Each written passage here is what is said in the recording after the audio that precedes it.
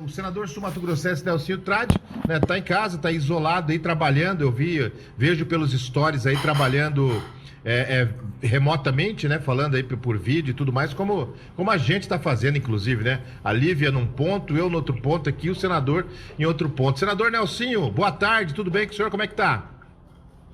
Meu abraço, Joel. Boa tarde a todos os seus ouvintes. Realmente estamos aqui procurando desempenhar o nosso trabalho da forma que é possível, respeitando o isolamento social, porque não tem outro caminho para a gente poder se portar diante dessa pandemia. E, graças a Deus, ontem tivemos a aprovação de um projeto muito importante para socorro aos estados e aos municípios brasileiros. Senador, ainda falando, eu queria perguntar para o senhor, eu quero falar desse socorro, né? A gente preocupa muito quando chega, né?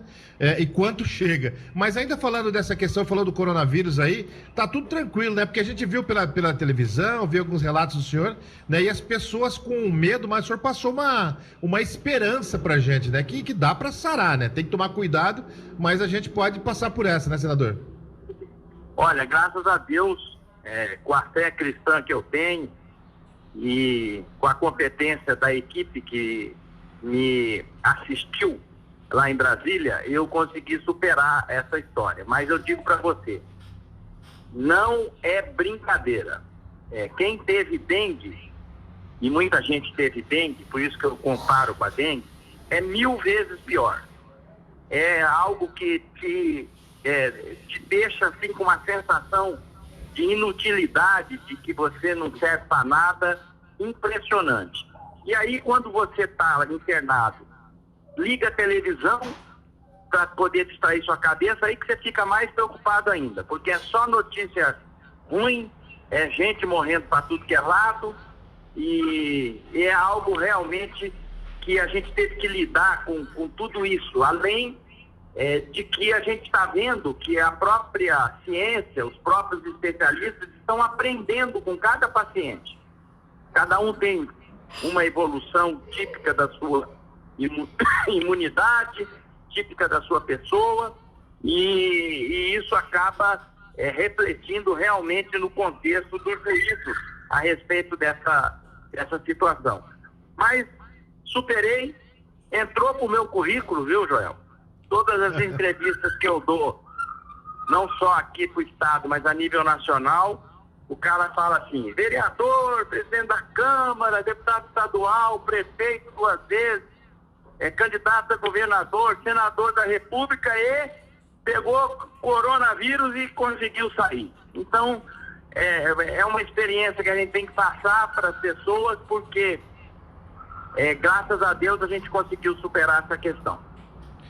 Senador, eu acho que o senhor estava nos ouvindo aí, né? Não quero nem entrar na questão política desse assunto, mas sobre essa questão do isolamento, né? O ministro Mandetta já falava de isolamento, né? O ministro Taixe também falando de isolamento. E o senhor, qual o posicionamento do senhor a respeito disso? Campo Grande, né, tem aí os menores índices, né, da pandemia. Aqui nós estamos conseguindo. Eu disse aqui na minha abertura que é porque nós adotamos esse isolamento lá antes, né? E aí a gente está colhendo os frutos. Não pode, é claro, descuidar. Mas como é que o que ele entende desse isolamento? Ele é necessário mesmo? Eu digo para você, é uma série de circunstâncias que envolvem essa pergunta que você acabou de me fazer, mas eu vou respondê-las didaticamente. Primeiro, como médico, eu tenho legitimidade, autoridade para falar o que eu vou falar, porque eu estudei essa doença, até para eu poder ver o que poderia ser feito em mim mesmo para poder sair dessa. Quando você está infectado pelo vírus, os primeiros sintomas são muito leves. Por isso que muita gente fala que é uma gripezinha.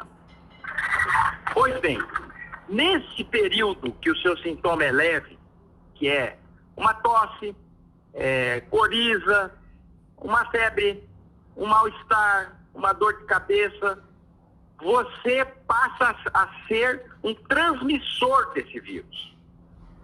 E em você não estando no isolamento, você saindo para fora, como a gente observa que muitas pessoas estão negligenciando isso, você transmite o vírus que está em você para 7 pessoas.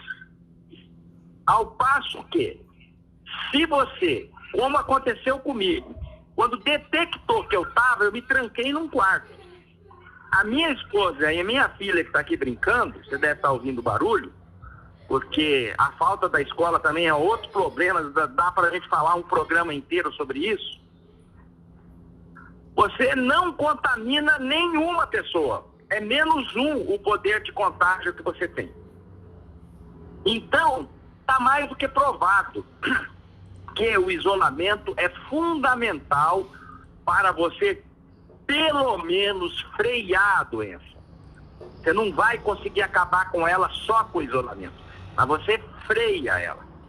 Então, as medidas aqui em Campo Grande foram tomadas lá atrás, todo mundo ficou estarrecido, achando que o prefeito estava exagerando, que o governador estava exagerando, mas outras circunstâncias conspiram para isso. Por exemplo, Campo Grande hoje tem mais de 80% ligado à questão da rede de esgoto, ligado e tratado. Campo Grande não tem mais lixão, tem um aterro sanitário com as normas sanitárias observadas pelo meio ambiente. Campo Grande tem 99% da rede de água potável. Então são situações que acabam ajudando a todo um contexto de indicador de qualidade de vida que a nossa capital tem. Aí eu digo para você, somado a tudo isso, não tem como você não ouvir os especialistas dessa área que estudam isso 24 horas por dia. E eles afirmam e reafirmam.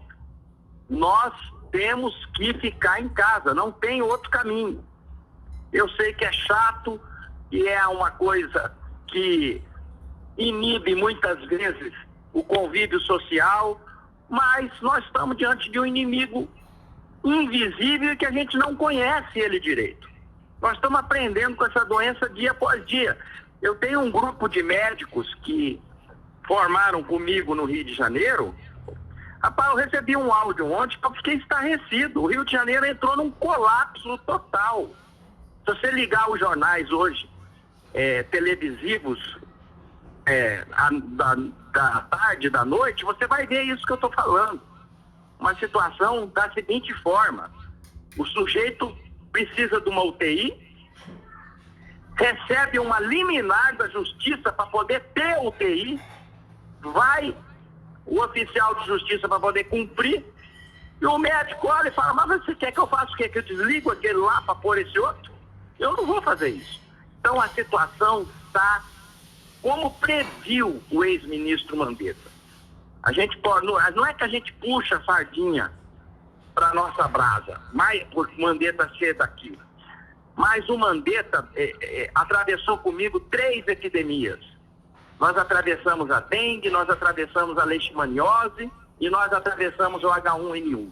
E ele sempre foi muito técnico. Muitas vezes eu questionava com ele, batia de frente com aquela questão do sacrifício dos animais, da leishmaniose, e ele falava: eu não posso arredar o pé da ciência.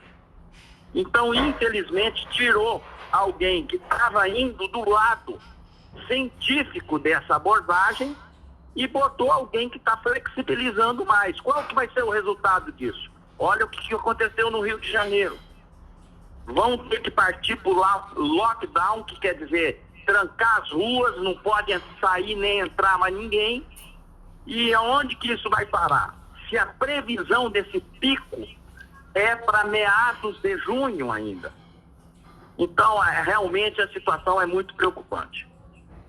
Senador Nelsinho, a Lívia tem pergunta para fazer a respeito aí dessa questão do dinheiro que está vindo para cá, mas eu quero aproveitar um pouquinho mais o médico, né? E eu vi esses dias no Rio de Janeiro o pessoal fazendo o exame da água do esgoto lá, e parece que encontraram, né, o coronavírus no esgoto também. E li que o senhor também teve essa preocupação. Explica pra gente um pouco sobre isso.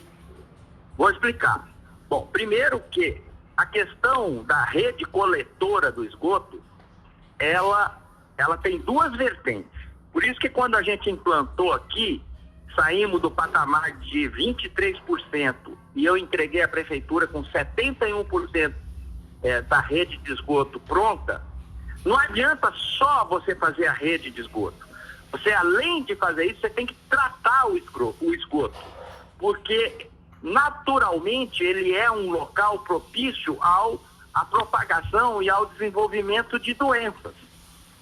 Nessa questão de agora, doenças virais que podem ser fatais, mas de outrora, de verminoses, de doenças que possam levar à questão de anemias, à questão de desnutrição. Essa é uma questão que precisa ser colocada. O esgoto, ele por si só, ele tem que existir e ser tratado. Esse ser tratado passa por uma desinfecção de todo aquele material que é coletado. E isso a gente exigiu que fosse colocado em Campo Grande na época que a gente formatou aquela parceria público-privada. Então, é algo que preocupa, mas aqui no nosso caso, graças a Deus, nós temos um serviço que funciona de forma eficiente e que vai nos assegurar, pelo menos nesse aspecto, uma tranquilidade. Capitão, 12h39, estou conversando com o senador Nelsinho Trade, participa comigo também a jornalista Lívia Machado. Lívia, o senador está na ponta da linha com a gente aqui, você tem uma pergunta para ele, né? É isso, bom dia, senador. Que bom, né, que o senhor está compartilhando com a gente tantas informações a respeito da Covid-19, também contando o seu caso para esclarecer também a opinião pública, para que as pessoas entendam melhor a dinâmica dessa doença que é muito desconhecida. E essa situação da Covid-19, do coronavírus, aliás, do vírus encontrado no esgoto, mostra que muitos estados, muitas cidades, elas não têm estrutura realmente, não tem uma rede de atenção de saneamento básico, de saúde, para prestar um atendimento digno à população, apesar aqui de Campo Grande, como o senhor bem colocou, ser uma cidade estruturada, com qualidade de vida. Então o Senado aprovou essa verba muito importante, eu tenho aqui um número, e se tiver o número errado, aí o senhor nos corrija, na ordem de 60 bilhões de reais, que vão ser divididos entre estados e municípios. E qual que é a importância, né, desse dinheiro que vai ser empenhado? Como é que vai ser essa divisão? Se vocês vão ter um pouco de pressa também para o envio desse dinheiro? Como é que vai ser a dinâmica desse trabalho, senador? Excelente pergunta, Lívia. Um abraço para você. É o seguinte, primeiro, há que se ressaltar e louvar a grande estratégia que teve o presidente do Senado de conseguir pactuar com o governo federal esse valor. Não pensem vocês que isso foi fácil. Demandou dias e dias de reuniões com Paulo Guedes, com a equipe econômica, com o próprio presidente Bolsonaro, com a base de apoio, com a oposição, que a gente tem que respeitar, porque vocês observam, lá no Senado, as coisas quando chegam lá, o Senado é a casa do equilíbrio. É a casa onde a gente procura arredondar e formatar as coisas para que elas possam chegar logo no seu destino. E isso a gente cumpriu com o nosso papel. Os nossos senadores brasileiros cumpriram com o seu papel. Foi uma votação histórica. Nunca houve, ao meu juízo, se eu posso estar equivocado, uma votação com 80 votos favoráveis, com a presença dos 81 senadores, porque o presidente não vota, como aconteceu isso ontem. E a gente acordou, junto com a oposição, junto com a situação, junto com o governo, para que essa ajuda possa ser sancionada de pronto pelo presidente da República e que possa chegar no estado e no município a partir do dia 15 desse mês. Ou seja, se não me engano, o Mato Grosso do Sul vai receber 621 milhões dividido em 4 vezes. Ou seja, todo dia 15 de cada mês, a contar de agora, do 15 de maio, 15 de junho, 15 de julho e 15 de agosto, vai ter esse dinheiro creditado na conta. Nós temos que louvar aqui também o governo federal, que abriu mão dessa receita, que botou a mão no cofre, no bolso, para poder dispor isso para os municípios e para os estados brasileiros. E essa partilha foi outra guerra que teve ali dentro. Porque os estados mais prósperos, mais ricos, queriam levar grande parte da fatia desse bolo para eles. E nós tivemos que fazer uma articulação junto com o Norte e o Nordeste, bater de frente com o Sul e o Sudeste, para a gente poder, o mínimo que pudesse melhorar para os estados médios e pequenos, pudesse acontecer, e o que acabou acontecendo. Ou seja, conseguimos fazer com que isso fosse aprovado ontem. Estou já com um assessor pronto para poder ver a sanção. A partir do momento que tiver essa sanção, eu já vou pôr nas minhas redes sociais o que cada município vai receber e que dia, porque é isso que interessa para quem tem lá na ponta sofrendo. Esses dias eu recebi uma reclamação de municípios pequenos do Mato Grosso do Sul, como Bataiporã, que está tendo um índice alto, e é um município pequeno, pedindo socorro. Pelo amor de Deus, faça alguma coisa. Então a situação está desesperadora. Nós ainda estamos com a doença controlada aqui. Agora, imagine vocês se a gente tivesse como está Manaus, como está Fortaleza, como está Rio de Janeiro. Então, eu acho que é uma lição tudo isso que está acontecendo com a gente. Nós vamos sair melhores do que nós entramos na hora que tudo isso passar. Senador, falando um pouquinho de economia, né? Continuando falando de economia, o senhor esteve em Dourados esses dias e fez referência aí ao PRODES. Eu me lembrei que, se não me falha a memória, era o vice-prefeito, era o Edil ainda, né? O senhor fez referência ao PRODES nessa época. E aí, o senhor falou alguma coisa pro Marquinhos também, dá para dar essa ideia aí, porque não precisa retomar, né? É verdade. Olha, construir é muito mais difícil do que destruir. Destruir você destrói em segundos. Mas para construir você leva anos. Eu me lembro uma vez que eu estava no gabinete, me entra o Edil, o vice-prefeito, que tem uma afinidade muito grande com o setor empresarial, com o setor comercial, ele tem uma credibilidade com esse setor, me apresentando uma ideia para a gente poder atrair novas indústrias e novos investimentos no Mato Grosso do Sul e fomentar aquelas que daqui já existiam. Essa ideia veio através do Programa de Desenvolvimento Econômico e Social, que é o PRODES. E nós botamos isso para frente. Qual foi o resultado? Mais de 400 empresas vieram para Mato Grosso do Sul. Nós batíamos sempre com Curitiba para ver quem que ganhava, que gerava mais emprego das capitais brasileiras.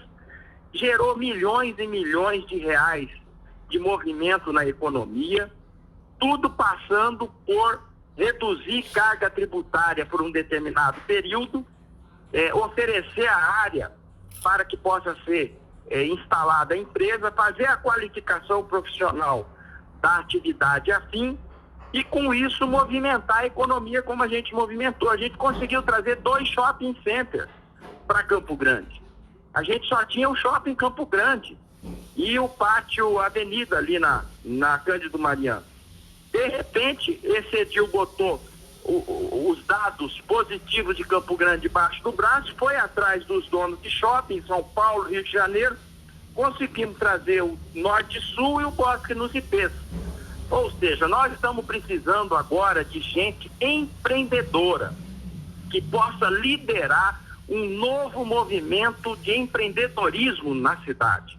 Porque está tudo estagnado, está tudo parado, está andando em primeira marcha. A gente tem que pôr isso para andar em terceira, quarta e quinta marcha para a gente sofrer menos.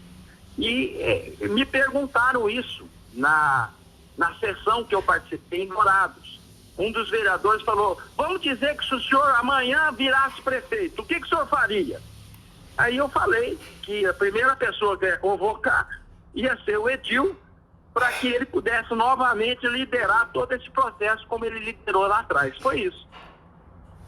Capital, 12h48, preciso liberar o senador, mas a Lívia Machado tem uma pergunta aqui, senador. Diz aí, Lívia.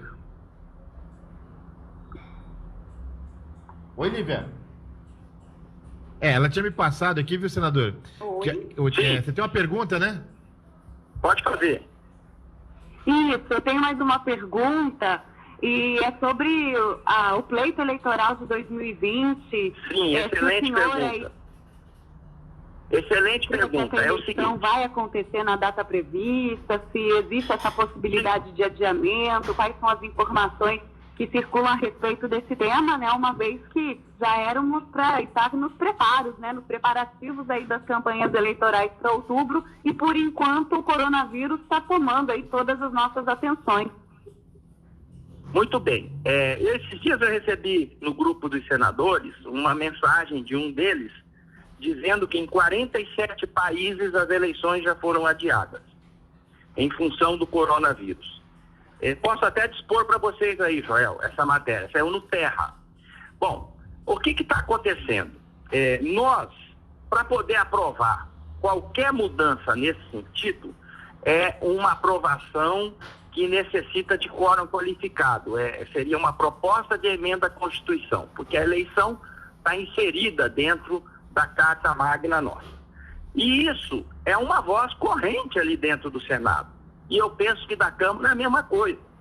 Só que não dá para a gente tomar essa posição agora, até porque a gente não sabe o comportamento dessa doença daqui 2 dias, 3 dias, quiçá uma semana, um mês.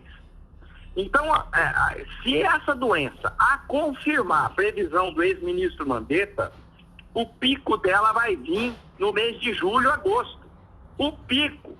Se vocês estão achando que está ruim agora, imagina quando estiver no pico disso lá na frente. Então, e como é que você vai fazer eleição sem juntar gente? Como é que você vai fazer convenção partidária? Como é que você vai fazer reunião? Remotamente, vamos fazer um tipo de eleição diferente? Isso vai dar uma representatividade legítima que o sistema democrático impõe? Então, se não me engano, tem 5 propostas já tramitando dentro do Senado da República. É um debate grande, mas você pode ter certeza, o aspecto da saúde pública vai ser levado muito em conta, porque os senadores estão sensíveis a essa questão. Ora, se uma Olimpíada que é preparada de 4 em 4 anos foi adiada, e eles embromaram para dar esse anúncio final, até porque eles não tinham a noção, como nós não estamos tendo, de como que ia se comportar essa doença. Quando eles viram que o buraco era mais embaixo, na mesma hora eles falaram: está adiado a Olimpíada para o ano que vem. Então, a modelagem de como fazer a questão eleitoral tem 4 ou 5 propostas lá que vão ser debatidas, discutidas, e você pode ter certeza, o mérito que vai nortear isso é a saúde pública. Capital, meio-dia e 51. Deixa eu liberar o senador Nelson aqui. Falamos muita coisa realmente, né? Foi uma boa discussão aí a respeito de vários assuntos, né? E a gente pôde aí, né, saber dessa experiência, de tudo mais, né, que o senador falou pra gente. Eu fico ouvindo o senador Nelson aqui, fico lembrando do nosso rádio da gente na prefeitura de Campo Grande, né? Eu fico esperando o senhor entrar e falar: é verdade, Joel. Senador, obrigado aí pelo carinho de falar com a gente. Joel, aquela moto que passou dentro da sua sala ontem acabou de passar aqui. É a mesma. Obrigado aí por atender a gente. A gente sabe do trabalho que está sendo feito. É um momento muito... Eu sou um dos que aumenta o seu índice do Ibope. Obrigado, viu, senador? A gente sabe do trabalho, né, da dificuldade que né, hoje fazer política, trazer boas notícias. O pessoal tá mais afim das brigas, e eu sei que você sempre foi bastante conciliador, né, e tem brigado muito pelo nosso estado, no bom sentido, lá para que a gente possa ter aí, né, acesso a verbas, a tantas outras coisas que o Brasil está precisando. Obrigado, senador. É verdade. Lá no Senado, esse perfil conciliatório, ele é o que se evidencia. E graças a Deus isso faz parte da minha personalidade. Eu tenho ajudado o governo federal, eles têm me respeitado muito, as coisas que eu tenho levado lá têm, graças a Deus, tido uma resolutividade muito grande para o nosso estado, e eu vou continuar nisso. Eu quero botar esse Brasil para frente, botar esse Mato Grosso do Sul para frente, botar a nossa capital para frente. Como vocês estão aí no programa de vocês, um grande abraço, um abraço a Lívia, um abraço a você, a todo o pessoal da produção, ao Landes, ao Cacá, todo mundo. Um grande abraço. Obrigado aí o senador Nelsinho falando com a gente, né, trazendo bastante informação e mostrando o carinho aí da audiência, né, do Capital Meio Dia. Disso que a gente precisa, né, de pessoas próximas do povo aí, para que a gente possa saber das ações e tudo mais. Eu vou para um rápido intervalo, na volta a gente volta. Capital Meio Dia, jornalismo